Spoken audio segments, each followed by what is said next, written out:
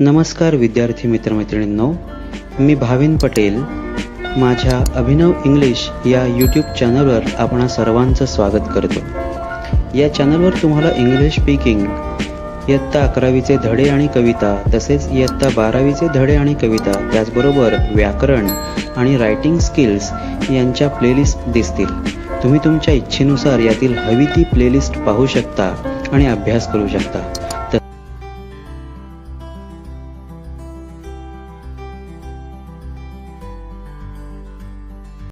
चला तर विद्यार्थी मित्रमैत्रिणींनो, आज आपण इयत्ता 12वीच्या 5व्या कवितेचा म्हणजे फादर रिटर्निंग होम या कवितेचा अभ्यास करूया, जी दिलीप चित्रे यांनी लिहिली आहे.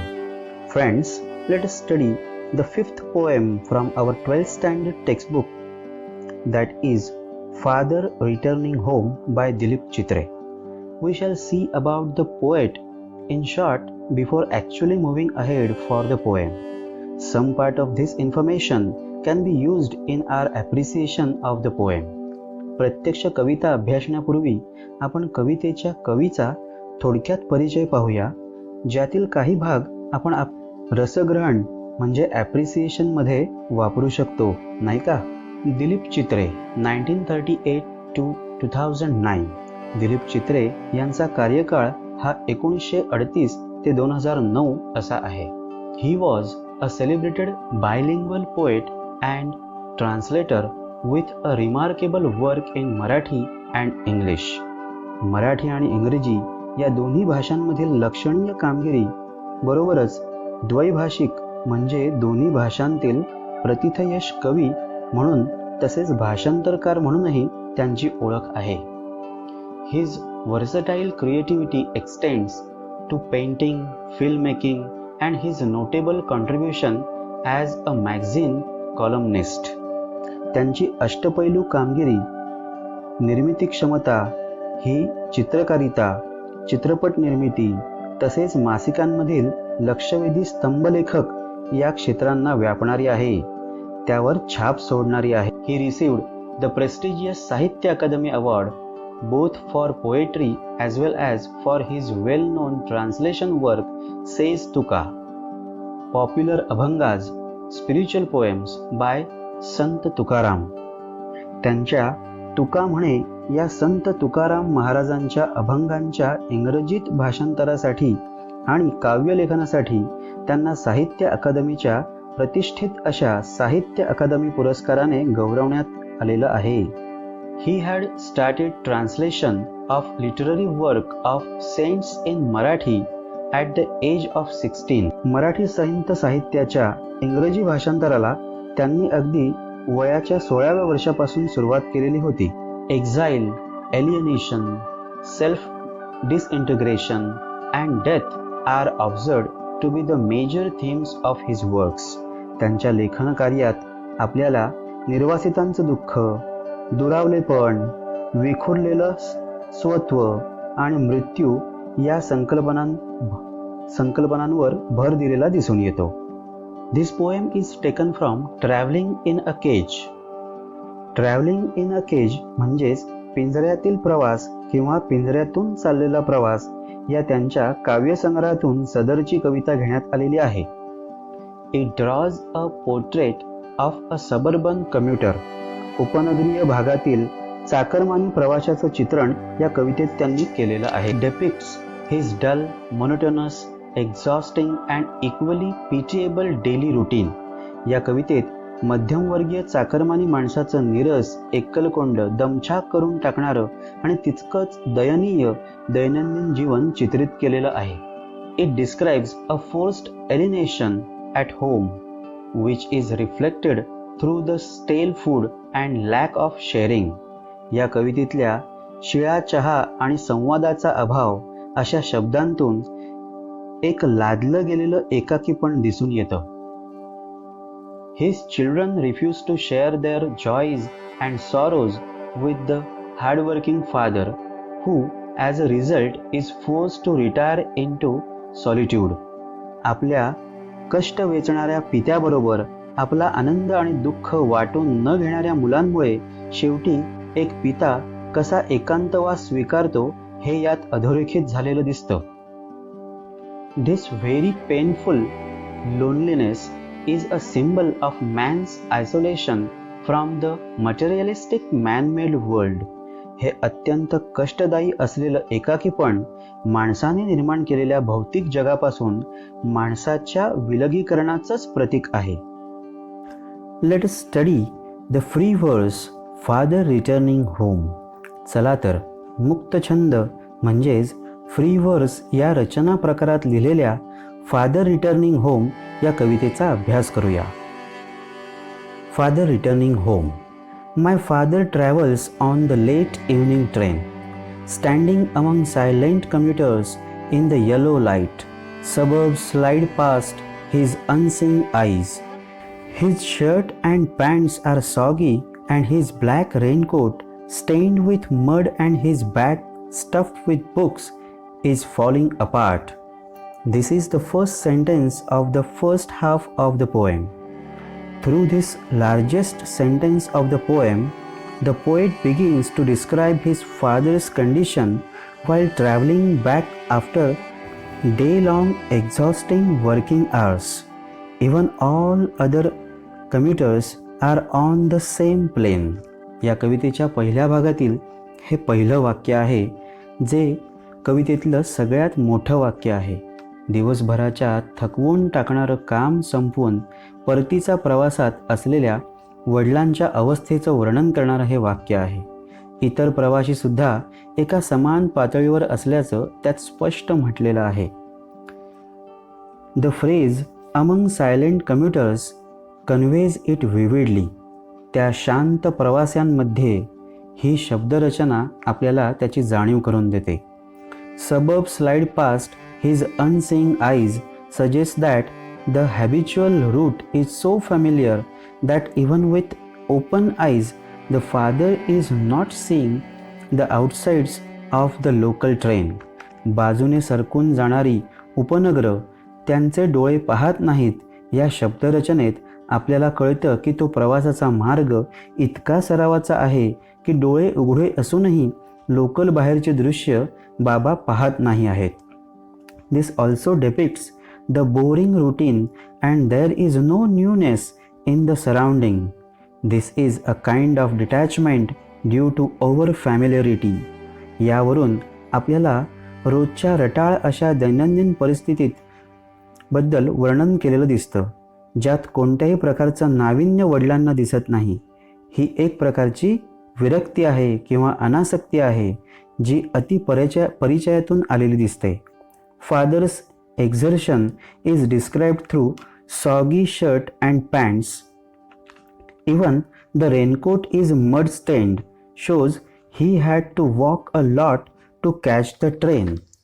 रेल्वे प्रवासासाठी, रेल्वे गाठण्यासाठी त्यांनी पायी प्रवास केलेला आहे. हे वडिलांच्या ओलसर आणि दमट शर्ट पॅन्ट तसेच चिखलाचे डाग लागलेल्या रेनकोटवरून आपल्याला कळतं.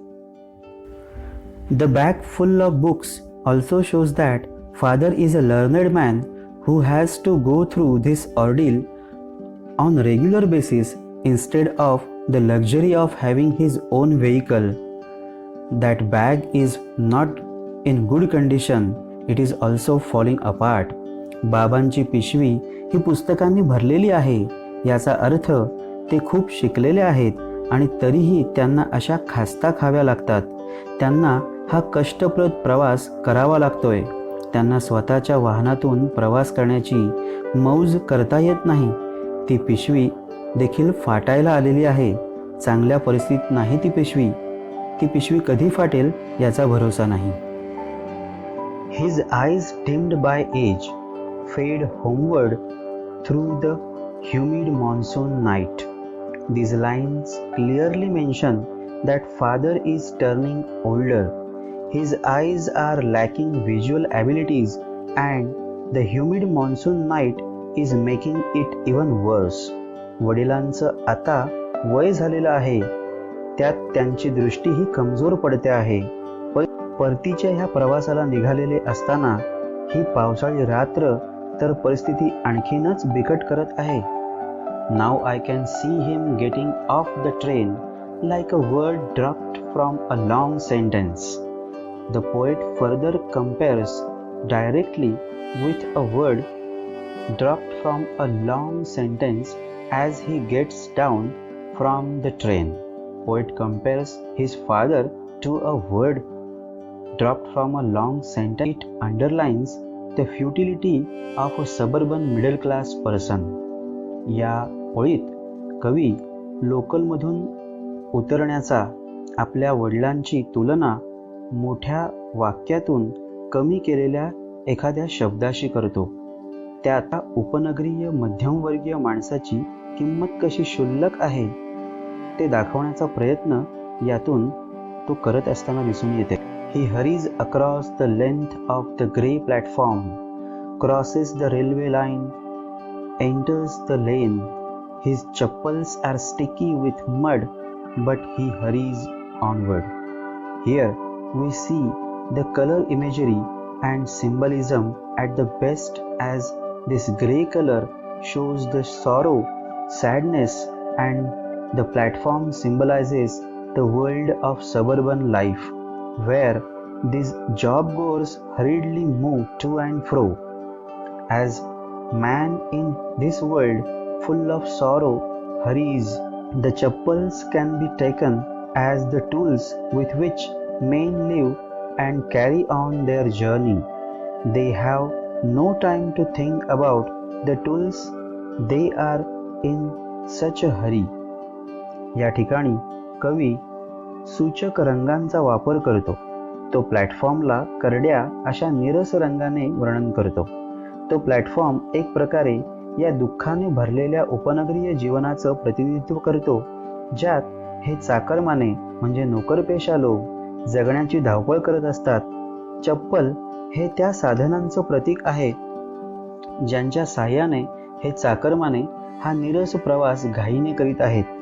त्यांना त्या साधनांकडे बघायलाही वेळ नाही, पण पुढे पुढे चालत राहतात मात्र.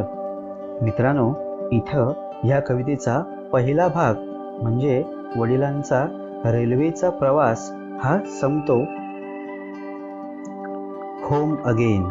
I see him drinking weak tea, eating a stale chapati, reading a book. This is the second half of the poem, where we see the scene indoors. After returning home, father has to drink weak tea. It is so symbolic that we understand how unwanted this man is in the family, how much ignored or not taken care of. Nobody is waiting for him, not even his wife. He has to eat stale food, and to forget all this, he has to lose himself in the books. This is alienation. कवितेचा हा उत्तरार्ध आहे. या दुसऱ्या भागात घरातले दृश्य आपण पाहतो. घरी आल्यानंतर वडिलांना गरम गरम असा कडक चहा नव्हे, तर त्यांना थंड चहा प्यावा लागत आहे. शिळ्या पोळ्या किंवा शिळं जेवण जेवावं लागतंय. यावरून त्यांची घरात कुणालाही फिकीर नाहीये हे दिसून येतं. अगदी त्यांची पत्नी सुद्धा त्यांच्यासाठी थांबलेली नाही. आणि या सगळ्यातून स्वतःला शेवटी अलिप्त करीत पुस्तकात हरवून घ्यावं लागतंय. हे एकाकीपण आहे. He goes into the toilet to contemplate man's estrangement from a man-made world. The action of contemplating into toilet is also suggestive. It is clearly mentioned by the poet himself in the very next line that it is a kind of alienation. गहन विचारांमध्ये स्वतःला हरवून घेण्यासाठी बाबा स्वच्छतागृहामध्ये जातात. हे माणसाचंच एकटेपण आहे. घरातल्या माणसात त्याला स्वतंत्र विचार करण्यासाठी शांतता लाभत नाही. ती त्याला स्वच्छतागृहात मिळते. तो एकांत नसून एकटेपणाच आहे. Coming out, he trembles at the sink. The cold water running over his brown hands, a few droplets cling to the graying hair on his wrists. This is all again just a description of his old age. Even after a deep thinking, he comes out faltering, not steady. It is a weakness due to old age, symbolizing instability. The color imagery again points out to the old age. या ओळींमध्ये कवी पुन्हा वडिलांच्या वाढत्या वयाचं वर्णन करतो आहे. सखोल विचार करून बाहेर आल्यावर देखील ते धडपडत आहेत. अर्थात वयोमानाचाच तो परिणाम आहे, पण एक प्रकारच्या असमर्थतेचे ते प्रतीक आहे. रंग प्रतिकात्मकता देखील म्हातारपणाकडे झुकत चाललेल्या वयाचा निर्देश करते आहे. His sullen children have often refused to share jokes and secrets with him. These lines show generation gap and a distance between family members. As father is less present at home, his own children are now distant to him, as somewhat angry or upset with and unwilling to communicate with their father. या ओळींमधून पिढीमधलं अंतर आणि कुटुंबातील सदस्यांमधील भावनिक अंतरही दिसून येतं. वडील कामानिमित्त सतत घराबाहेर असतात, घरात जास्त वेळ हजर नसतात. त्यामुळं त्यांची मुलंही त्यांच्यावर रुसलेली आहेत आणि ती त्यांच्यासोबत सुसंवाद साधायला तयार नाहीत. असाही एक असहाय्यपणा, दुरावा आपल्याला या ओळींमधून पाहायला मिळतो. He will now go to sleep, listening to the static on the radio, dreaming of his ancestors and grandchildren, thinking of nomads entering a subcontinent through a narrow pass. This is the end of the poem. When father retires to sleep, it is also said that sleeping is a kind of temporary death. That time, father is eager to know about the world around through radio news. Even he is thinking about the past and future as the man on the deathbed imagined to do. He even thinks about the early settlers of the subcontinent. He may be thinking about his ancestors, his relation, and all about his existence in the world. या कवितेच्या शेवटच्या ओळी आहेत. जेव्हा वडील झोपी जात आहेत असं म्हणतात की झोप हा एक काही काळापुरता मृत्यूच असतो. त्यावेळी वडील रेडिओवर बातम्या ऐकत आहेत, म्हणजे जगातल्या व्यवहारांबद्दल जाणून घ्यायची त्यांची इच्छा आहे.